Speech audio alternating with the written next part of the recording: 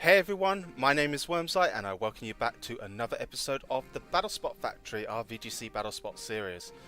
So once again it is Sunday. I'm recording this on the day before. I've managed to get some free time over the weekend without any interference, and we'll be continuing on with the team that we showcased in Tuesdays and Thursdays episode with this Tapu Bulu, Tapu Koko with Alolan Raichu, Nihilego, Hariyama and Arcanine team that I saw a Japanese opponent using on Battlespot at the very end of last season.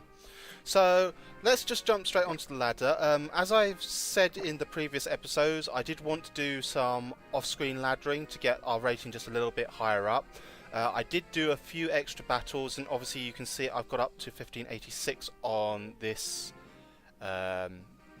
this cartridge, as we jump straight into a battle with a Finnish player with a rating of 1515.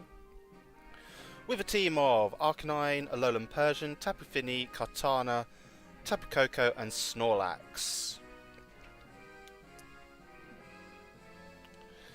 So the big standout Pokemon here is probably the Alolan Persian, more because it's slightly less seen in VGC this season than any of the other 5 that are on my opponent's team.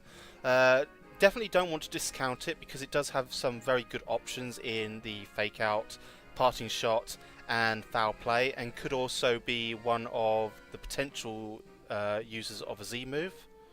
I know Z Parting Shot is a particularly interesting move. We may be able to see it if we're lucky, but we won't discount anything. There is a lot of offensive threat on my opponent's team with the Arcanine, the Kartana and the Snorlax physically, and the Tapu Koko can do a lot of damage on the special side. That in mind, how do I want to lead here? Got to be very careful of leading with the Hariyama, I think. I don't really want to just let it go directly into something very dangerous, but Hariyama, Nihilego, Arcanine and I think Bulu makes a good core for this team.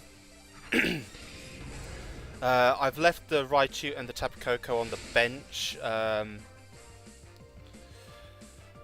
I think the 4 that I brought should be able to deal relatively well with whatever 6 my opponent throws at me.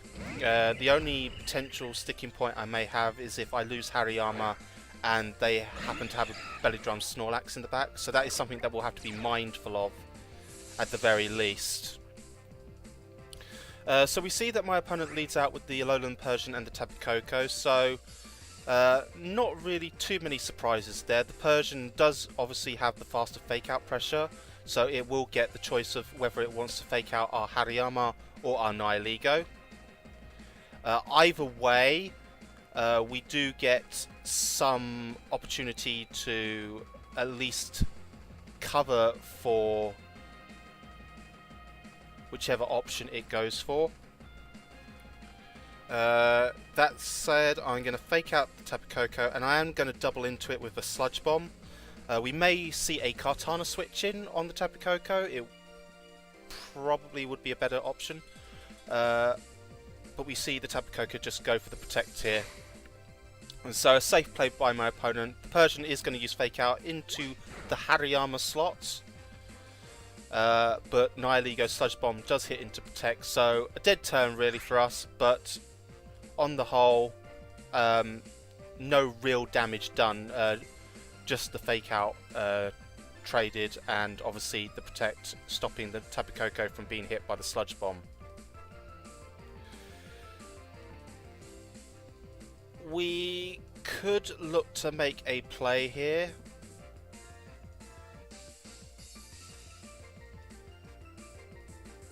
I'm very tempted to close combat into the Tapu Koko,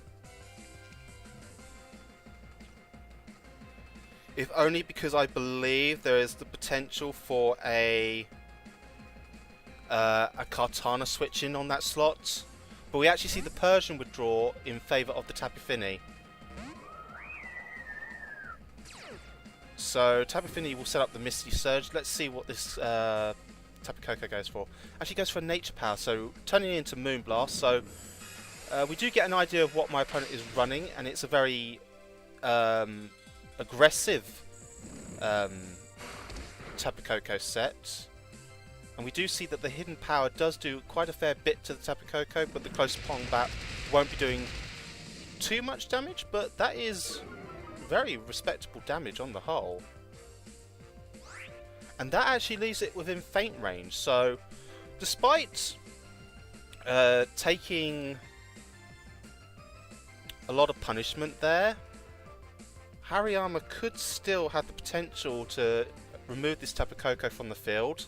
We may lose it in trade-off with the Tapu Fini going for a Dazzling Gleam or a Moonblast, but I think it's a trade that I'm pretty happy to take. So we actually see the Tapu Fini withdraw into the Alolan Persian. So Hariyama's feint does mean that we will pick up the knockout on the Tapu Koko. So whether our opponent actually felt that we potentially had the feint as an option, not 100% sure, but it is a knockout that will be very useful for us, as we do get the Sludge Bomb onto the Persian. As you can see, we did over 75% damage, so we actually procced its, I believe it was a Mago Berry, so we know that Nihilego can pick up the knockout onto the Persian now with the fact that we did over 75% damage. So the Persian will have to be somewhat wary going into future turns. But we see the Tapu Fini hit the field again.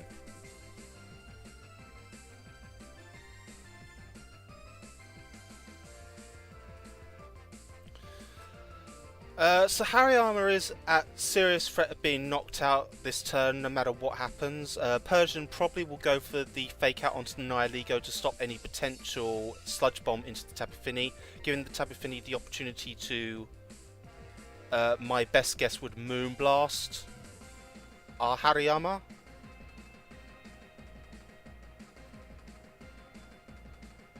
So I'm going to bring in Arcanine on that slot.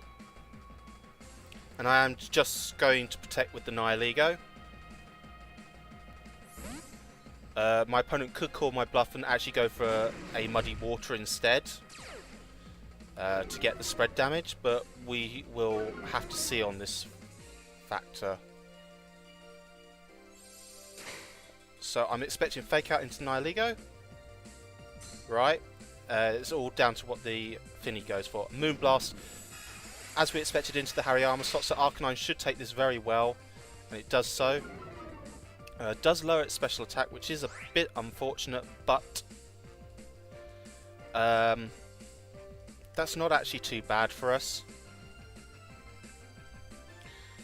We haven't seen my opponent's fourth Pokemon yet, and I'm kind of on the fence of whether it's going to be that Kartana or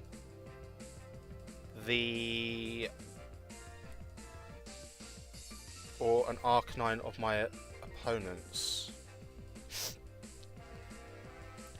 So I think here what I'm going to do is I'm just going to go for the extreme speed into the Tapu Fini, and I'm also going to Sludge Bomb. We should be able to pick up the knockout onto the Tapu Fini with the chip damage done from the extreme speed. But we actually see a parting shot into Nihilego, so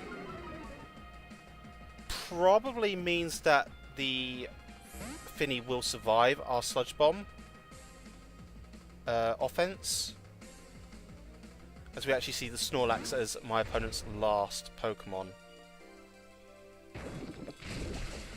And as you can see, that Sludge Bomb not doing enough to secure the knockout, and we also see a 50% berry. So the parting shot from the Persian obviously doing dividends there for my opponent, giving the Fini potential survivability.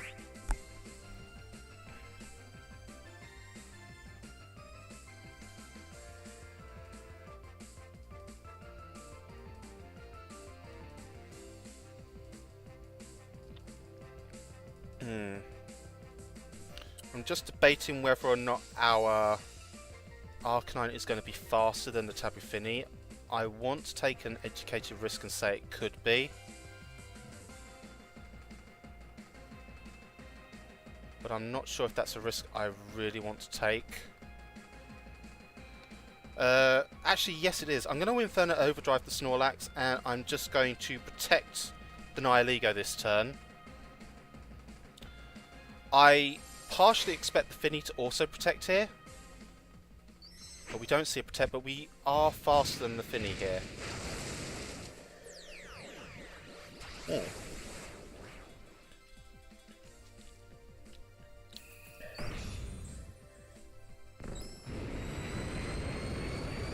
So this Inferno Overdrive is going to do a lot of damage to the Snorlax. It won't obviously secure the knockout, but it's doing very little actually, to be fair. Which leads me to suspect it may be a thick fat Snorlax, which is kind of cool. And we see the curse there from the Snorlax, so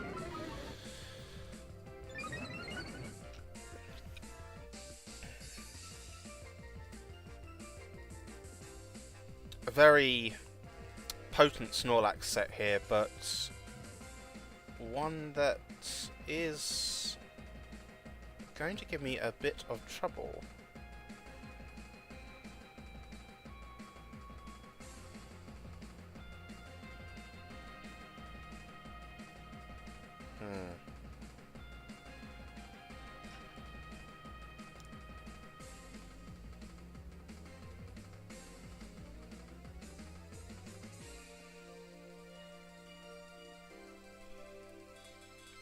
I'm going to bring in Tapu Bulu here.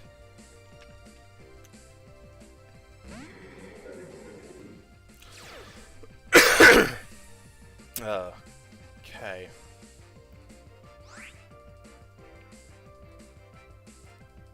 So at the moment we do threaten the Snorlax quite convincingly. And it's something I do want to take advantage of if I can.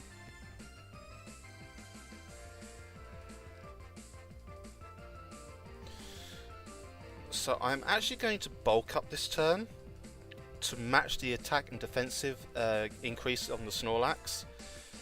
And I'm going to take an educated risk here and switch out for the Hariyama in the Nihilego slot. Because the Nihilego has obviously taken a parting shot, it's not going to be doing enough damage to secure the knockout onto the Tapu Fini. Obviously, we do then get the fake out pressure in the following turn. I'm hoping that the Finny is actually going to protect this turn rather than go for an attack. Or switch out.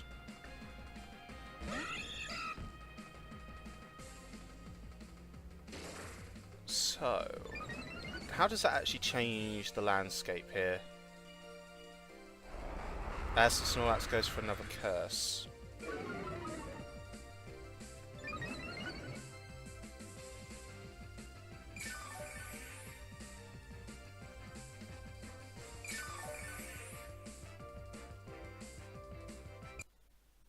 Ah, okay.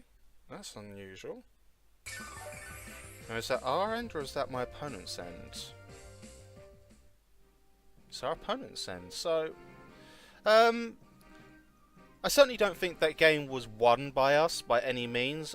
We still needed to play very well to get out of the situation we were in. The Snorlax did apply a lot of pressure, and obviously the way that the Persian was brought in that turn, it meant that it could fake out either of our two Pokemon, and then it had the opportunity to potentially go for a further parting shot in the following turn. If it decided to fake out the excuse me, the Hariyama of ours, we would have had a free opportunity to secure the knockout onto the Tapu Fini. We should have been able to survive any hit from the Snorlax onto our Bulu. The Hariyama would have gone down if it was double targeted, but that would have been a reasonable trade that I would have been happy to take at that point. If Persian decided to fake out into the Bulu, we could have then got the fake out onto the Snorlax, stopping it from getting any further curses up. And the next turn we would have had opportunity to deal significant damage onto either the Snorlax or the Persian as we so wished. with both of our Pokemon also carrying superpower. So we did have options, whichever way the Persian decided to take that following turn, but unfortunately my opponent's internet decided to not survive the distance, so we will be taking a win from that, but obviously not the way that we would have hoped to get the win, but we shall try and find another battle either way. So like I was going on, I've done some laddering on this cartridge. I've also done some laddering with this very same team using a QR code on my spare cartridge. I didn't have as great a time with my spare cartridge. I had a win-loss streak of 7 and 5, I think it was. So it does have some very pronounced weaknesses that I do have to deal with. But at the same time, it is very strong in standard matchups, and this particular archetype can deal with certain dodgy opening leads, such as Double Duck, Lilligant and Torkoal, Mimikyu and Snorlax, those sorts of things. So we will have to pay some careful attention, but we have got another opponent, Yaya, with a team of Golduck, Pelipper, Alolan Muck, Porygon 2, Tapu Koko and Beware. So the Beware is a very interesting option. This team, again, this is a very similar team to Tommy Colleen's, except the Buzzwole is being replaced by a Beware, which, interesting choice, could work. I can understand why the change is made, but I'm still going to go Raichu, Tapu Koko. I think I need the Hariyama and I think I also need the Tapu Bulu here as well. I could have brought Arcanine here, which would have been a reasonable option to go for. But I think my main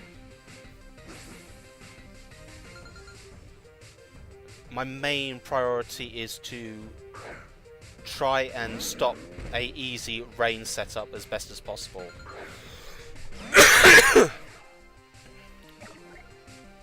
So we see my opponent lead off with the Beware and the Alolan Muck, as we lead off with the Tapu Koko and Alolan Raichu. So once again we do have options to start off this turn. I think the Beware is the thing that I kind of expect carrying the Assault Vest, much in the same way that Tommy Colleen's team also ran the Assault Vest on the Buzzwole. So my theory would be, if we Twinkle Tackle into the Beware, we should be able to secure the knockout, and if we just Fake Out into the Muck, that should secure the knockout on that side as well. So the Muck actually goes for the Protect, so understandable under the circumstances. But we will be getting this Twinkle Tackle off into the Beware. So again, this is something that I don't obviously calc for, because Beware is not something that's often used in VGC. If it is carrying the Assault Vest, there is a small chance that this could survive, but at modest with max special attack investments. And as you can see, the Beware literally hangs on with 1 HP. And gets a sizable hit off onto our Tapu Koko in the process.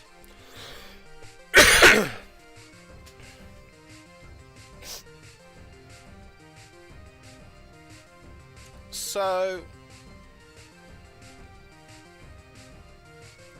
we're still in a decent situation here, whatever the scenario. The Muck is obviously not likely to protect this turn. Could expect it to go for a knockoff onto the Raichu, which would be absolutely fine for us. I am going to Thunderbolt into the Beware, and I am going to Volt Switch into the Muck, just in case that it decides to use Poison Jab. So we do see that the Raichu does get its Thunderbolt off into the Beware, does secure the knockout, and Tapu Koko's Volt Switch goes off into the Alolan Muck.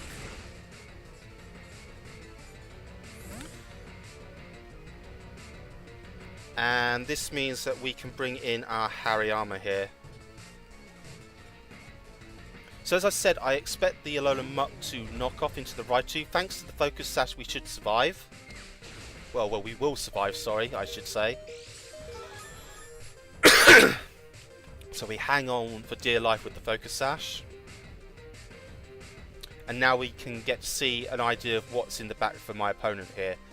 I would not be surprised if it's the Pelipper and the Golduck, so with this in mind, the Pelipper will be the first choice on the field.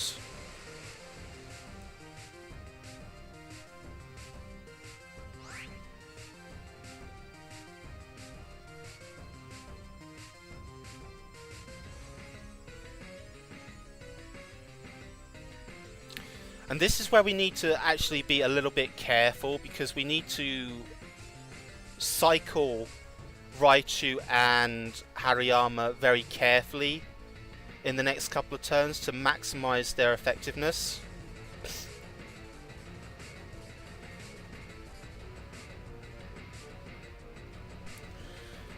So what I am going to do is I am just going to Thunderbolt into the Pelipper and fake out the Muck.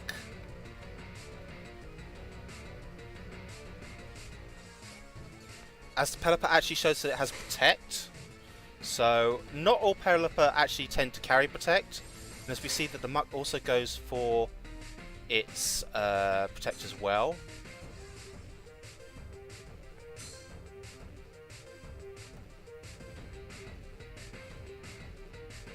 It's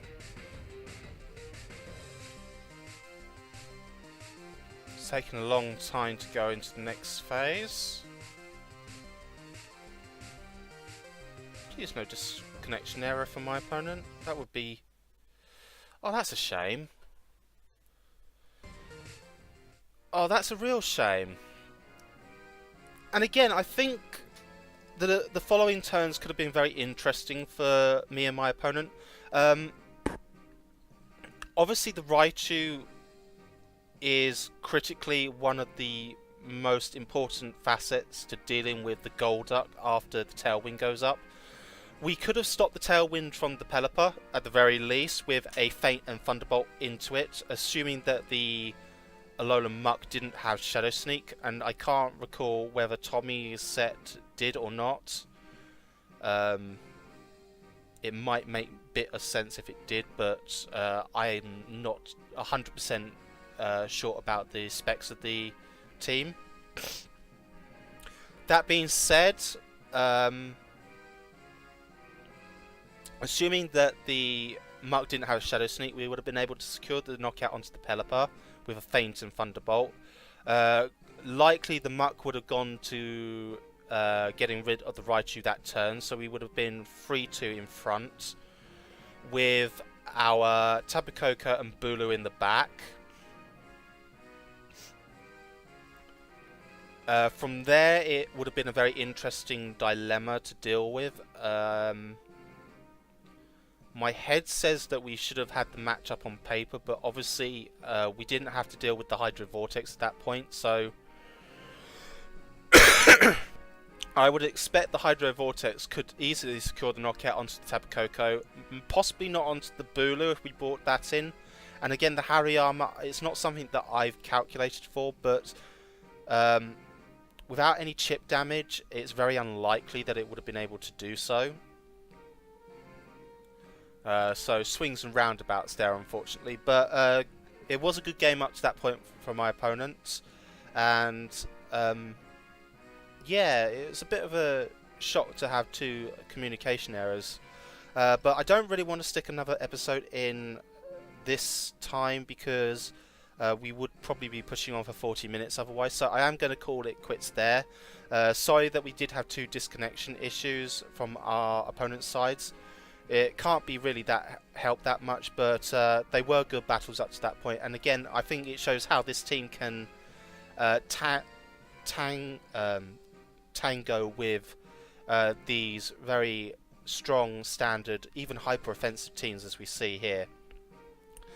So if you like the content, do click that like button. If you want to see more content to keep up to date, do click the subscribe button. That would be really appreciated. And if you've got any comments, anything about the video, the content, and anything that you'd like to see in future, do leave a comment down below. I do read all the comments, and of course with this new laptop I am able to do a few more things that I can potentially do in the future. Obviously, do not forget that the International Challenge has opened its sign-ups. They close on late Thursday, early Friday morning, depending on which time zone you are. So if you are interested in participating in that, do sign up now. It does have a limited entry, but it's not likely that we're going to hit the kicker for that anyway. But until next time on the BattleSpot Factory, I will see you guys then, and goodbye for now.